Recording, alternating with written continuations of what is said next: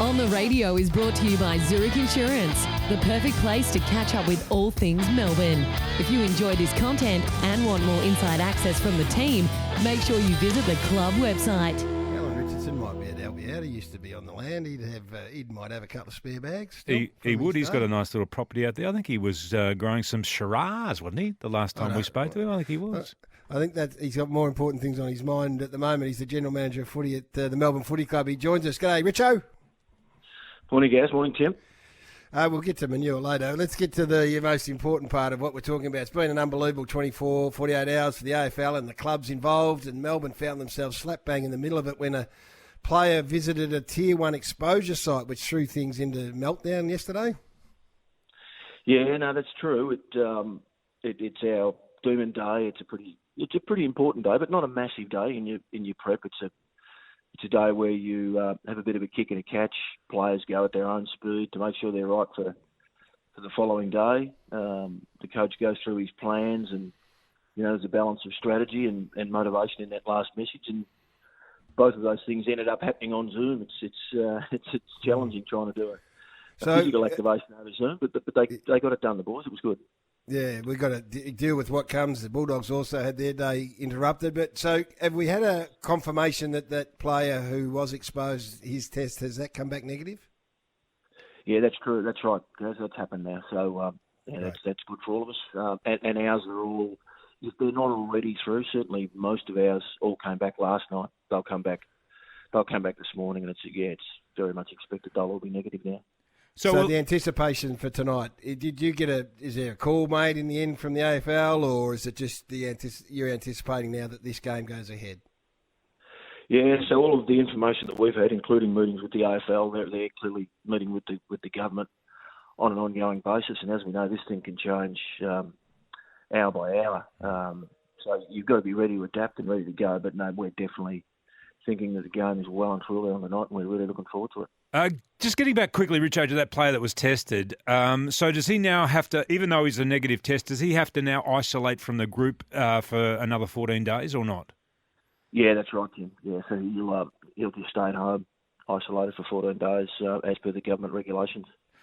Also, I know the players went into sort of like a quarantine type situation before the state government announced this yesterday, in line with what they did last year.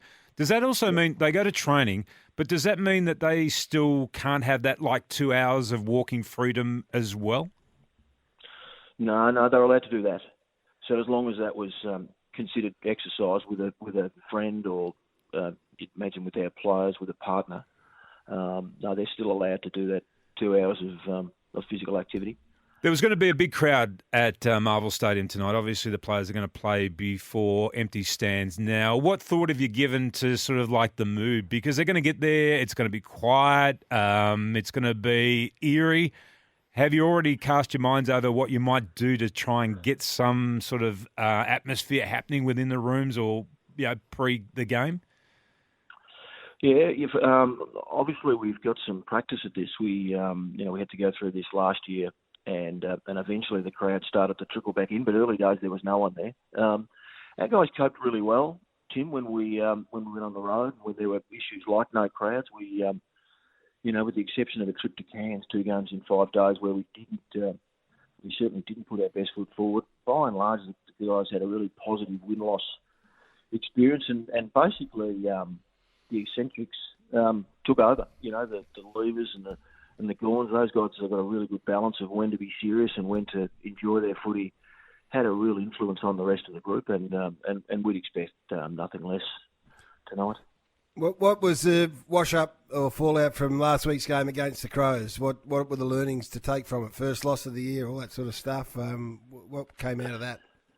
Yeah, look, we've had nothing like 96 points kicked against us, Gaz, so that was new. The guys have been so strong with their defence. We'll expect them to bounce back tonight. But first, and then, our team defence was off, and it's the first time opposition forwards have, beaten our backs. Our backs were the first to put their hands up and say that, one-on-one or even with our team approach to our defence, we got beaten. Their backs probably beat our forwards. The midfield was interesting. We dominated. Clearance, stoppage, we dominated entry. Clayton Oliver was the best player on the ground, and but our method was off. So it was a really good example of we can't just leave it to individuals. We've got to chip in collectively to make sure that we play and maximise our own individual talents, so that we can all be really strong, and we'll bounce back really strongly against the Dogs tonight in that space. Talking to Alan Richardson from the Demons, just reading an article, How the Demons Found Their Edge, written by Michael Gleeson in The Age this morning. I don't know whether you've read the article or not. You probably haven't had time this morning, Richo, but he just talks about the fact that, the soft cap cuts meant that things had to change. You don't have that leadership facilitator at the club now. You control that. And it's worked really well because the players have taken ownership of that. Have you been surprised by how they've embraced that change? Oh, look, I would say that the coach is more the driver and the facilitator. I play a role in that, but Goody has just been so strong. But I think it's been a real positive for us. That I think it's meant. What my observations have been that the coach and the players, from a leadership perspective, and we're talking about the guys that have the greatest influence on the rest, and we'll move them really strongly now, depending on what happens in the next month or so. So, no, they're often talking about how did we go and how did we perform, and let's look at ourselves before we look anywhere else. Not only with respect to performance, but clearly by nature of the meeting, look at how we're going as leaders. And there's the point I was trying to make was there's no circuit breaker in that. It's just the coach and the players, and it's just it's working really well. Christian Petracca, he's embraced this wholly. By the article here, it said that he's been one of those players that's thrived with this greater responsibility. Yeah, that's certainly.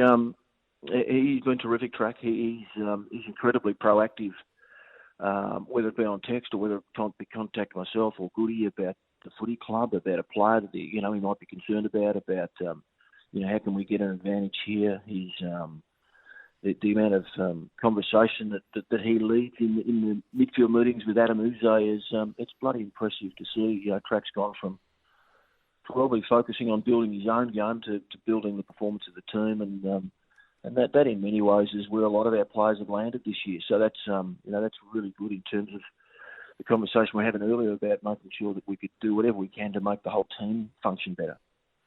Jack Viney not there. How far away do we think? Still a couple of weeks, Gaz. It's been one of those see how he responds type injuries, with his foot, and we know Jack's had a bit of a history there, so we'll be really cautious. He's incredibly important to us. The beauty of having a positive start to the season is you don't need to now, rush these things. That's not to suggest we take any game lightly, but the reality is that we've been able to bank some wins. And when he's ready, he'll play. When he's ready, he'll train fully. But he's just not at that stage yet. But I would think 2, perhaps 3 weeks. And what about the delicate? Well, we say delicate, may not be from your own point of view. You've got the Wiedemann and the Brown and Tommy McDonald's sort of there. So you're trying to shuffle. Luke Jackson's in that mix as well. So Ben Brown's out, Wiedemann's in.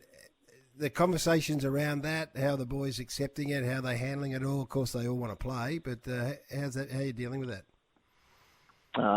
Just talking often, Gaz, is probably the key from our end, just letting the blokes know why we're selecting the team in the manner in which we're selecting it, and then what does it mean for the person that's missing out, and why they're missing out, and what's the gap between whether you're in or whether you're not. The plan that then goes into that most of these plans will be driven by their line coach or with Mark Williams, head of development. So there's constant dialogue and communication. We make sure that we're incredibly consistent with that so as not to confuse the situation. And when it's as delicate as contracts involved, we'll often engage the managers to make sure that they're understanding what's going on, and Player X is still a really significant plan, part of our future. But right now, due to circumstance, whether it be an early injury that meant that, and that was certainly the case with Weeds, that's why they're in that spot. That's probably the essence of it, strong, constant communication. And the contract of Sam Wiedemann, have you visited that yet? We're always talking with managers about players that we want that aren't in contract, and Weeds is no exception. He's we see him being a really important part of our future going forward. We think he's building well. We thought that, a big part of last year was really positive, both he and Jacko working together. The forward line is a little bit different, and we still think it's our best option to have the three tools. With respect to beating, if we're good enough to play finals, to beat the good teams in finals. So we'll keep working with that model, and we see Woods is a big part of that. Hey, I really appreciate it. We know how busy, you always are, but the last 24, 48 hours especially. So thanks for jumping on, and good luck for the Demon supporters tonight. Good on you, guys. Thanks, Tim.